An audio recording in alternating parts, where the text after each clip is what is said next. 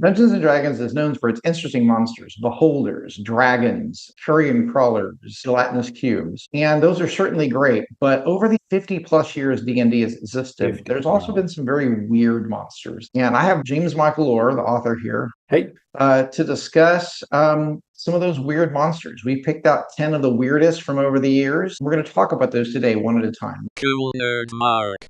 Bonus content, 5e conversions of all of these monsters are available for free. Follow the link in the description. All right, we're going to start with Monster Manual 1, AD&D 1977. OG. We only chose one monster from that book, and it's the Portuguese Man o' War, giant. The giant. Now, why did we pick this one, Michael? Well, first of all, it's called the Portuguese Man of War, which, it's sort of, I guess you Odd can call it choice. whatever you want, but it's not, Earth that you're on. And also it's kind of a strange creature in when you face it and encounter it. The tentacles alone are just odd, Well, and the and way that it works. the thing about this monster is it's a real animal actually, and Yeah. even though this is the giant one in the book, the real animal is about the same size and in some cases larger than this one, and just as terrifying. Maybe not quite as aggressive, but just as deadly if you mess with it. Oh yeah. So it has anywhere between 10 and 40 tentacle attacks. Each tentacle can be up to 40 feet long, although in the real world, they've actually found specimens with tentacles of up to 100 feet long. If they hit Too you, long. you are poisoned, then paralyzed. Your paralyzation lasts long enough that you're probably going to be dead. And they're 90% invisible. So you're not even going to see it coming if you're out there swimming in the water. Your whole party will be dead before you know it, and you won't even know what happened. So it's called a Portuguese man of war because they were first discovered off the coast of Europe, and they have this air bladder at the top that has what looks like a sail on top, and it reminded sailors of the sails that the Portuguese ships, or that style of sail that they were using at the time. I think the specific name is really what threw me off. I mean, oh look, it's a Portuguese man of war. What's Portugal and what's a man of war? I mean, they're both very specific. Yeah, so I could see using this if you were starting out on an undersea adventure, and this would be like something you would encounter on the way to the lair, like almost like a trap. Yeah, it's a trap. It would be terrifying. I mean, and you would hope that you would stay away from it. Part of the adventure might be just not getting those tentacles wrapped around you and dying immediately. Yeah. So do you think they reproduce asexually like jellies, or they're Portuguese ladies of war too? I'm not sure. Maybe man is just one of those, It in was it sort was of the 80s, yeah, catch-all yeah. phrases. We'll have to think about that one. Well, moving along to Monster Manual 2 in 1983. We're going in order of weirdness, not in order of publication date. Yes. We're going to start with the Boggle, not the game Boggle, but Oh yeah. the thing that kind of looks like ET. A demented ET. Yeah, so boggles have rubbery arms and legs. They can actually stretch up to twice their body height. They're covered in boggle oil. So if you try and catch them, they're slippery. They can also squirt the boggle oil and use it kind of like a grease spell on an opponent.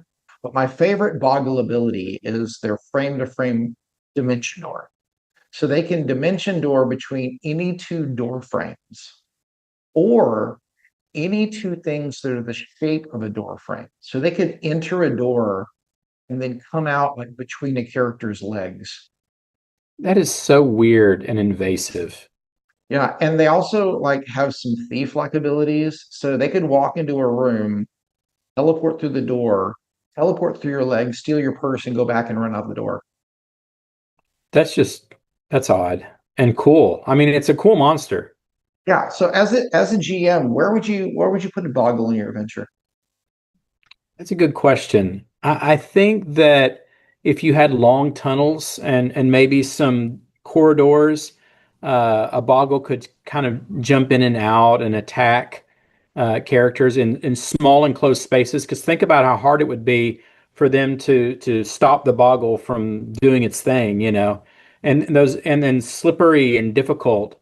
I could also see it maybe like in some kind of gooey room, full of its boggle oil, and the characters are trying to escape the boggle layer. It would be very difficult to get past all of that.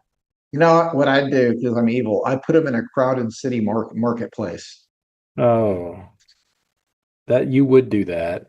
Yeah, and so they take your purse or your sword or whatever with an item that you're supposed to recover for a quest, and they just run off with it. And you're chasing the boggle with their slippery oil through a crowded city, preferably one that's hilly, so that And then they're they go into the sewer, and because yeah, that would be the perfect place for a boggle to go. exactly, exactly. So, And and it they would could it would they be could so jump nasty.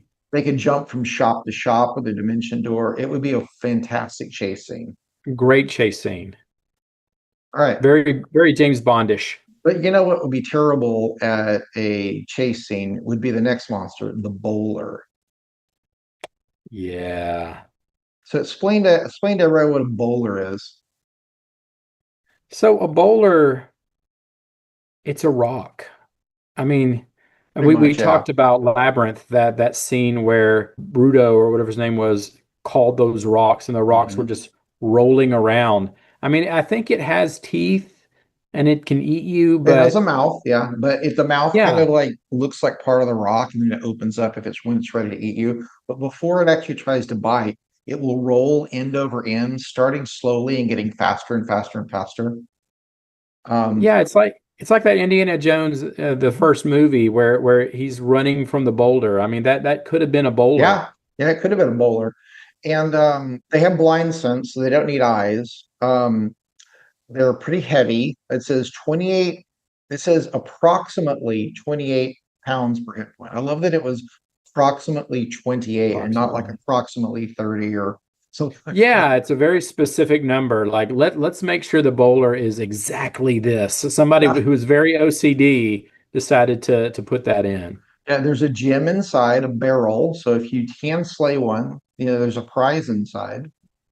The toy surprise inside. It's like the Cracker Jack of monsters. Exactly. It says they're related to mimics, but I actually think they're related to a monster we'll talk about later, which is the carbuncle, Hmm. because the carbuncles also have a gem inside. Yeah, the gym thing it kind of makes it weirder, right? I Mhm. mean, it's weird enough that it's just a rock that attacks you. It's a rock that eats people. And you But mentioned movie tropes with the bowler. The two that I thought of were actually the movie Rubber, which is about these tires that roll over people. oh And of yeah, course, the classic Attack of the Killer Tomatoes. yes. And they roll a lot. There's a lot of rolling tomatoes in that movie, and they are pretty terrifying. So maybe if tomatoes were rocks, Yeah, then maybe I should write a song with a bowler in the style of Puberty Love from Attack of the Killer Tomatoes. I think that would be appropriate for Yeah, this. you could sing that with Definitely. me. Yeah, for sure. So I think a bowler would be a great, like, if you're exploring hills or something like that, you could run into one of these, or even in a cave. Very much the hills are alive kind of stuff, right? The hills are And the literally hill alive. Yeah, for sure. they have mouths but not eyes. Yeah, and they're So pretty low levels. I believe they only have something like one or two hit dice, so it'd be a great like low level monster. A lot of the low level monsters that for first level games people have seen, and this is something yeah, different and something new. it's So I it's think it could definitely be not your fun. kobold. Yeah, And it would be cool to have one like Daddy Boulder or Mama Boulder that was bigger, yeah, that you felt like you really had to run from. yeah. Or if maybe like a druid might have a chance of influencing them or something like that, that would make it where it wouldn't That'd be have to cool. necessarily be a Talk to the boulder, talk to the rocks. yeah. This next one is really strange. This is the wretch plant. Yeah.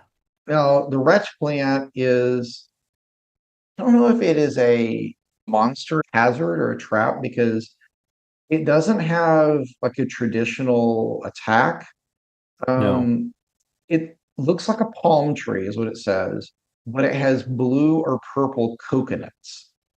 And honestly, I get mixed up between palm and coconut trees anyway, so they might as well be Yeah. wretch plants. Inside the coconut is gross, sticky liquid. And it's not called a wretch plant because it vomits. It's because the liquid is so foul that it makes you vomit. Yeah, it's just a nasty, gross tree, basically. Yeah, It smells really bad. and the smell, it says, attracts wandering monsters. So I don't know. I would think it would repel them, but I guess there's some things that are attracted to that strong scent. They like the smell. Well, it And reminds me of a shrieker because shriekers yeah, don't really attack. They just call monsters to them. mhm. And so the wretch plant's similar in a way to shriekers. Yeah, and it says that if you get the liquid on you, you can't get it off with water. You have to use alcohol. It says brandy, wine, or beer. So interesting. Yeah, So you get liquored up and you're cured of yeah. the smell. I Didn't it remember say the something about like other people will avoid you if you get this on you, or It is that does, yeah. It said that. My makes last sense? favorite thing about the wretch plant is if you actually run into a tree, you get pelted by like 5 to 8 coconuts at one time. That's as close to an attack as it's going to get. Like it pelts you with coconuts. So how would you use a wretch plant in your game? It would definitely be like like you said, a trap, a part of maybe an underground jungle type setting, and these kinds of things usually like you go into the room and you don't notice right away, and then I'm sure the smell would just hit you. Like you would be like, what? And it would be, I would definitely make it to where you would have to get through this place to continue the adventure because nobody in the right mind would just hang around stinky trees, so Yeah, you'd have to maneuver around it. I think it would be great if you were doing a waterborne adventure where you were like exploring different islands. Maybe you had a treasure Yeah. map to a buried treasure on an island, and when you arrived at the island, this was on the coast as soon as you got there. And you're just walking on the island, and suddenly the tree starts throwing coconuts at you as soon as you get there. Yeah, that would be terrifying, to be And pelted with then coconuts. on your way to where the treasure is buried, you would have to deal with this smell and with the monsters it might attract. Unless you brought alcohol and then you're good. I know, but why is the rum gone is the question. Exactly. Exactly. What'd you do with the rum? Well, we ran into this stinky plant, so that's the way All it right. goes. Moving along, the next monster, this is the last one we'll do from this book, is the Executioner's Hood. This is one of the ones you picked out. Why did you choose this one? Well, it's basically just a mask. It's a But scary, not the evil. mask. Yeah, it's a scary, evil mask. And the weird thing about it is, it's sort of you actually can see with it on. Like it jumps on your face, and then you can still see it. So it's like a Halloween mask that kills you. Hmm. Which Mark, I've worn some Halloween masks, especially from the 80s, that could have possibly killed me because there was no way to breathe when you put them on Right. you. And so this is like a deadly Halloween mask. Hmm. And the executioner hood thing is interesting too. The fact that it looks like an executioner's hood. Yeah, So it's they're very sneaky. They have a really high stealth ability. Um, and they have these fibrous strands that get into your skin, so it makes it hard for them to pull it off, and also makes it where if anyone attacks your head, you take an equal amount of damage to the executioner hood. yeah, you can't. It's hard to get off because once it's on you, like your friends are going to stab you, with it or try to peel it off. Oh, there's a way to get it off. Once Yes. again, did you bring your wine with you? I think that when they were making these monsters, like we need to get more alcohol involved in these monsters and Yep. in solving problems. So every round that you pour alcohol on it, a certain amount, I don't remember what it was, it starts to lose its grip till eventually a mask gets drunk and falls off of you. Yeah, you basically outdrink it They can't hold their and you liquor. win. Yeah, they can't hold their liquor. They're lightweights in that way. And I wonder, Mark, if once the executioner's hood is off of you, yes, it was a terrifying experience and you almost died, but do you think maybe it improved your skin? after it fell off. I Like mean, it's an exfoliating mask. All those fiber yeah. strands, yeah, that definitely would I mean, those clean up fiber your strands, pores. I bet you they take off a year or two from your face, you Yeah. know. Um, I definitely would say I would use the executioner's hood in a traditional dungeon, not in the Yeah. not in the sense that we use dungeons to represent caves and castles and ruins, but if it was an actual dungeon that you were Yeah. exploring, especially like an old ancient one, this would be like what you would find there. Yeah, and it would just be out of nowhere. It would definitely be one of those where it just fell out, you know, and it waited. It was lurking and waiting for some adventurer to come by or some animal, you know, to just drop on your face. Yeah, or at higher levels, having multiple ones, multiple executioner's hoods, like one for each Yeah. party member, Yeah, well, would be kind of that's evil. terrifying. That is terrifying. It'd be a And great way to guard a treasure. yes, I mean it's definitely not. I remember it doesn't have a lot of hit points, Mm-mm. but it's really hard to get rid of. So it's one of those challenging monsters that you don't really know what to do with. Yeah. So yeah, it could be like a single one for low level play or a bunch of them assaulting you with. Oof, a room full of executioner's hoods. That's Oh, terrifying. you know what would be cool if it was one of those rooms where they have the wooden heads to display hats on, Oh yeah, and just have the executioners. and have it You know, mixed in with that's where some they normal sleep. hats. Yeah, That's their perch. You know, yeah. that's great. And you I can love even it. think of some variations like executioner's stocking caps or executioner's sombreros. Oh, that's definitely, yeah, the possibilities are endless, really. Yeah, for sure. Well, moving right along, the next book that we got monsters from was the 1981 Fiend Folio, which was actually the only book that I know of that was made in the 80s by TSR Limited, which was the British publication office of TSR.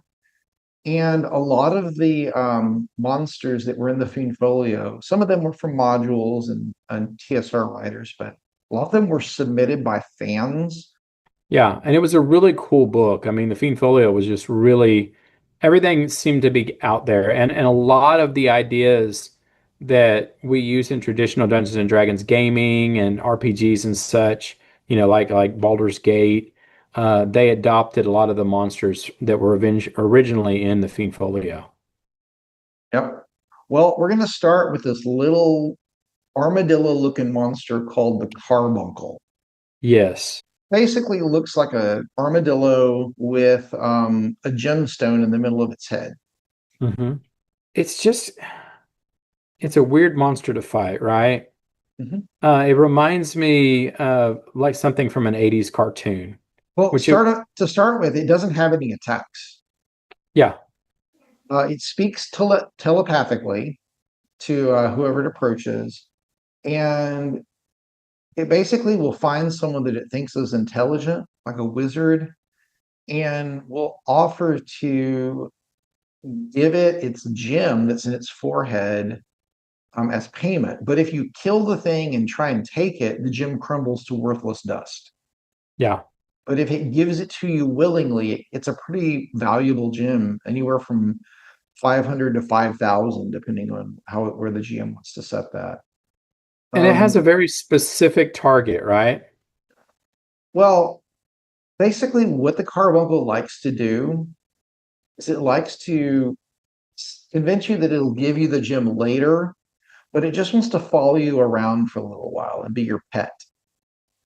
And a lot of other wizards would be like, cool, free familiar, I can get it to fetch things for me and stuff like that. But the carbuncle is a scam. It will follow you and then it will actually cause bad things to happen around you. It'll give you bad luck. It will attract wandering monsters. It will start to sow trouble and discord among your party members. It's like an instigator, you know. It's like a jerk. It's like a It's a big real fat jerk. jerk. It's a real jerk. Yeah, Yeah. it thrives on chaos and like feeds on it like it's food and discomfort and So yeah, it really wants to mess things up. I can really see a carbuncle attaching itself to a party right before they had to do an important social encounter. Yeah. So the wizard just And got just this new stirring things familiar, up. just got this new familiar, and then you have to go in to negotiate a peace treaty or so that's the carbuncle. Armadillo, Yeah. gemstone in its head, big jerk. Big jerk. I hate him. I hate him so much. Scam likely. But you know who's Exactly. not a big jerk? The sheet phantom. Yes. He is far from a jerk. Instead, he's This was one of your picks for the weirdest monster. What did you pick this one? it's a sheet. I mean, it's basically like, you know how somebody the old trope that you're going to a Halloween party and you don't know what else to wear, so you look at your sheet and you poke two holes in it and a mouth, and you're like, I've got a costume. That's what they did with this monster. Yeah, pretty much. They said, let's make a sheet monster, you Yeah, know? so it lurks on the ceiling of the room that it's in, and it kind of death from above drops on you. It And then it does. wraps you up in murder burrito. So it will just suffocate you. And if somebody happens to want to attack you, it's going to do the same amount of damage to you as it does to the sheet phantom. And unlike the executioner's hood, you can't just pour booze on it to solve the problem. It doesn't have a drinking problem like the No, it can executioner's hold hood. its liquor, unlike the executioner's hood. So what happens to you if you get killed by a sheet phantom? You become a monster yourself. And that monster is the sheet ghoul. Yes. Yeah. Well, it has claws and filthy fangs. It does not cause paralyzation, which the ghoul is feared. But each round, it can attack by squirting a fine jet of corrosive acid from its nose. So it's like that. So yeah, Um, sheep phantoms are cool. I mean, I don't know when I would use it. I would say, this is another kind of like a lot of these monsters that fall on you. mhm. It would be great. Haunted house would be great for, if you were Oh in a yeah, for a haunted house, this would be perfect. It did actually say that they might be the undead version of the lurker above, which was hmm, basically just a big, squishy piece of flesh that drops on top of you, and its cousin, the trapper, which does the same thing but from underneath. yeah. So do you think they would all be in the same room? Do you think that would be they would hang out together because they're similar? I mean, maybe, but I mean, I think lurkers above and trappers would be scared of sheet phantoms because they're ghosts of them. It's true. They are their ghosts, but maybe that's why they're there because they're just kind of they don't want to leave. They don't know where to go, so they haunt them. You know, what would be interesting is that there's a variant that was made out of a sail on a ship, and so during Mm. a storm at night, the sail comes to life and starts attacking the sailors. Well, that's scary because it's part of the boat. Mhm. Like you don't expect the boat to attack you, but Yeah, that would be exactly what would happen. That would be a perfect use for the sheet phantom. we're starting to get progressively weirder, and the last three monsters we have, I think, are the weirdest ones that we could find. Yeah. Uh, let's talk about the Tirafeg or Tirapeg. I'm not sure exactly how to say that. It's kind of an 80s fever dream of a monster. I didn't really want to read verbatim from the books on these, but this one is such a strange description. It's worth reading. It is a tripedal hermaphrodite, 7 foot tall, naked and hairless, human-like, but the creature has three heads, two of which the outer two are featureless. The middle head has three deeply inset eyes, two to the front, and another eye on the back of its head. It has ear-like organs, but no mouth. The body has three arms. Two at the shoulders are joined so they can attack front and back, so they go both ways. And then the They're prehensile limbs with a 6-foot spike in the end of each. The third arm comes out of its chest, is human-like, except the hand has 3 strong fingers. Of the creature's 3 legs, the outer 2 are stumps, and the center one has unusually long and strong toes. This Its is such a mouth, nightmare. its mouth is actually on its belly below the central arm. That's what it uses to eat out of. And above the mouth are 3-foot long tentacles, which writhe continuously. The function of these organs is unknown. I feel like if this thing went into like hell, that the demons and such would, or the devils would, they would run away from this. Yeah, it does say that they're shy, which kind of makes me feel really sorry for them more than wanting to Yeah. destroy them. Like they just want to get along with people, but they're too freakishly strange to start up a conversation. Yeah, but once they draw you in, you'll see this flash of light, and now there's 3 of them. Oh wow. They're kind of like a mirror image in the fact that there's multiple images, but they act more like a projected image spell because the images can actually attack and do damage to you unless you make a saving throw versus spells and you disbelieve the illusion. Okay. Yeah, that's pretty cool. I mean, and you don't know which the real one is. You could be fighting the illusions. Yeah, I wouldn't want to fight any of them personally. it does. But they only have 2 hit dice. So yeah, so it feels like a high level monster, but there's really low level. I feel like these are more for the shock value than Yeah. for it being so I would put this monster in like the crashed spaceship Hmm. or uh, if you did some planar travel and there was a nightmare dimension or just Yes. something where you wanted to pull out the weirdest monster that anyone has ever think of. I mean, this is an 80s fever dream It really in is. monster form. Yeah. It really is. Just pure nightmare fuel. We're moving on to our final book, which is the D&D companion book. This was part of the D&D basic rules, which started with basic, expert, companion, masters, and immortal, sometimes called BECMI now. This existed at the same time as Advanced Dungeons and Dragons, but it was a simpler, more streamlined version, and Mhm. one that we played. This was actually the edition that I Yeah. started out playing. Yeah, And it's I believe fun. we actually had characters that made it up all the way through companion and past masters because companion rules were for characters I believe 15 through 26. Yeah, So and pretty high tier play.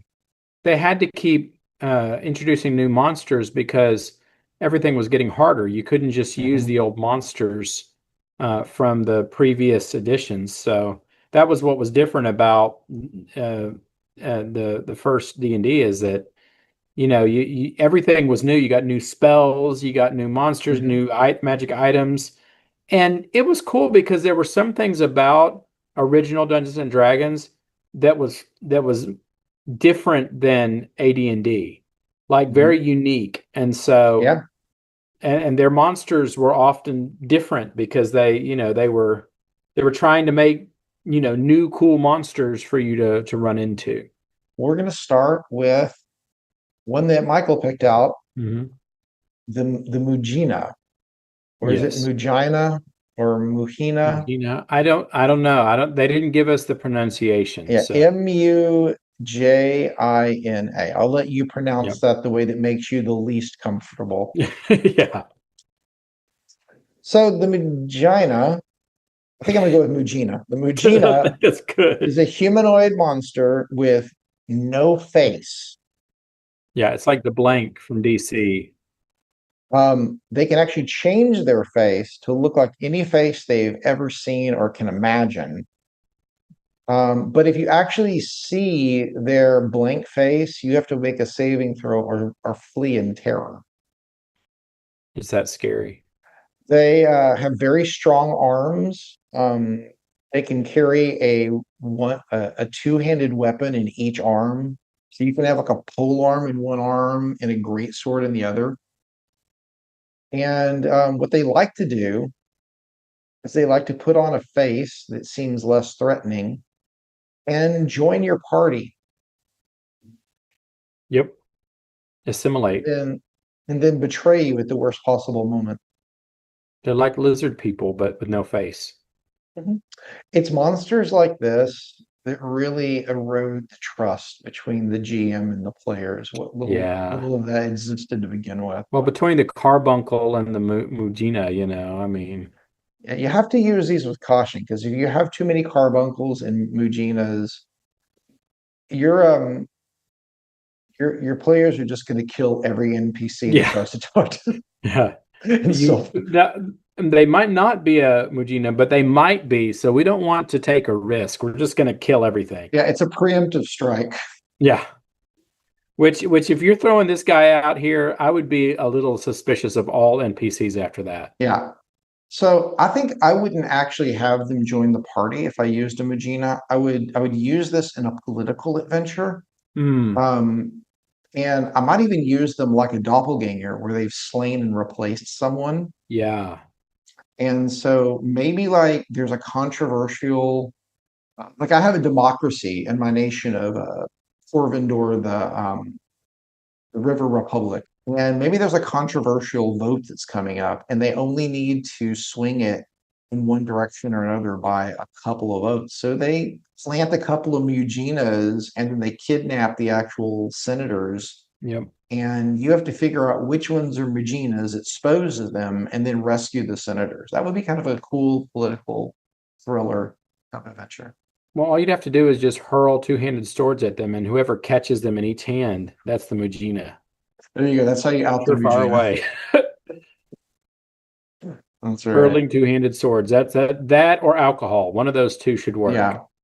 Yeah, if I was going to do that, I would also give them like some spell resistance so you couldn't just out them with a detect magic or something like that. Yeah, that would be. Well, this might not be magic. This might be, a natural ability A that they have. supernatural ability. Yeah, I don't know. I mean, this was before there was a distinction between Yeah. those things, but it's an interesting idea and It definitely is. a nice twist on the doppelganger. Okay, Michael, we've arrived at the weirdest of the weird. The winner, and we didn't strictly do these from like 10 to 1 or whatever, but I think if we did, nothing could really beat the Malfera. Yeah. This is another one where I'm going to read the description verbatim just Mhm. because it's so strange. This belongs in the nightmare realm for It sure. actually literally does come from the dimension of nightmares. Mm. That says that in Well, the it makes description. sense. Malfera is from the dimension of nightmares. It has a large elephant-like face and a short trunk. The head is topped by large horns. Large fangs protrude from either side of the trunk.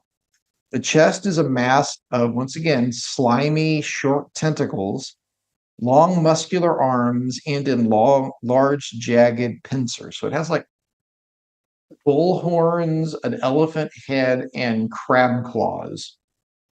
Its feet are both webbed and clawed. It's colored night black, but has red veins and eyes. So Oh, its veins are visible in red that's against the so black weird. skin.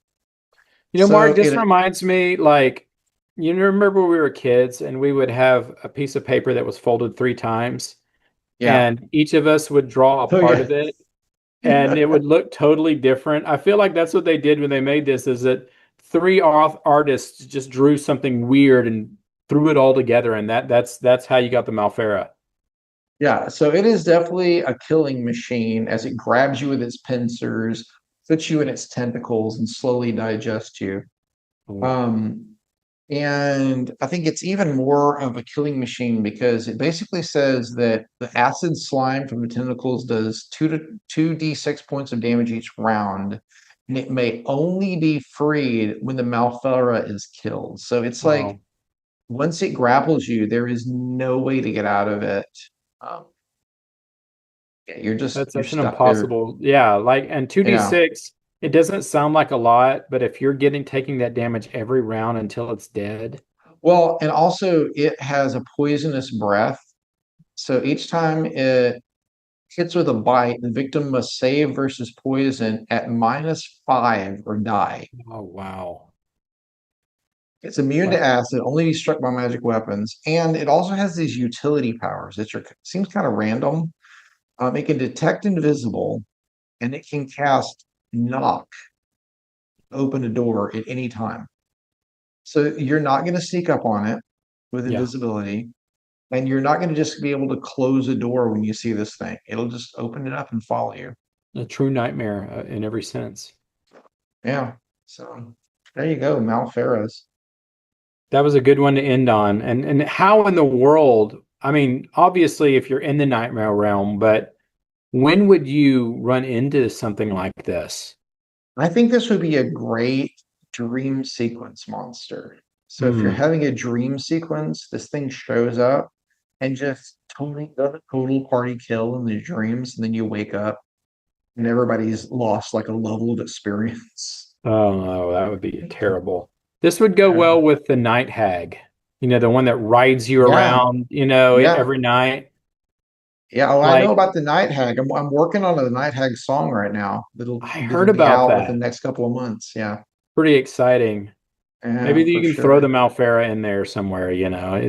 It's definitely like if you run into this monster, you are not going to like your dungeon master for a while. Like he's just going to be going, or she going to be going, I'm Yeah. so sorry, guys. I'm really sorry that I put you Well, through this. and I think the fact that you're not supposed to encounter this until you're at least 16th level, maybe even Yeah, higher, is it's really there's certain monsters that when you hit a certain threshold of power and your characters are basically godlike and can cast yeah. wish and time stop and gate and earthquake, the DM's like, all right, it's time for me to up my game and throw something at him that's truly worthy of those types of abilities. Time for the Go, nightmare monsters.